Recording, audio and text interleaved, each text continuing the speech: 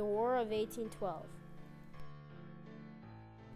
The United States declared war on Britain on June 18, 1812. But why? What was the point of another war with Britain so soon after the Revolutionary War? There are three main reasons why the United States declared war on Britain. Outrage at the British impressments or kidnapping of thousands of American sailors. Frustration at British restrictions on neutral trade while Britain was at war with France. And anger at British alliances with Native Americans, which conflicted with American expansion and settlement. President Madison faced demands for a more aggressive policy toward the British. A group of Republicans known as the War Hawks pressured the president to declare war. War Hawks wanted revenge against the British actions on the Americans, but they also wanted to expand the United States into Canada.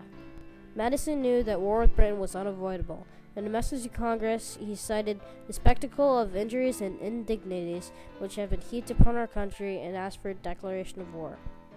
And so began the War of 1812. Coming from Detroit, the American Army made 4 attempts to take Canada. None were successful. The first American win came at the Battle of Lake Erie, led by the naval captain Oliver Hazard Perry. Captain Perry reported back after the British were defeated, "We have met the enemy, and they are ours." After the battle at Lake Erie, the British and their Native American allies retreated out of the Detroit area. General Harrison and his troops cut them off, where the great Native American leader Tecumseh was killed. On August 14th, British troops had marched into Washington, D.C., burning and destroying all in their path. Luckily, President Madison escaped as he watched the night sky turn a fiery orange. The White House was one of the buildings destroyed, but luckily a thunderstorm had begun that put out the fires before any more damage could be done. The British pressed on to Baltimore, making no effort to hold on to Washington. They were then met by some 13,000 American militia determined to defend Baltimore. They were also bombarded by cannons from Fort McHenry in the harbor. For almost 12 hours, a young lawyer, Francis Scott Keyes, watched bombs burst over Fort McHenry. At dawn, he saw the American flag still waving. It inspired him to write the poem, The Star-Spangled Banner. American victories continued when they defeated the British at the Battle of Lake Champlain. The Battle of Plattsburgh ended the war.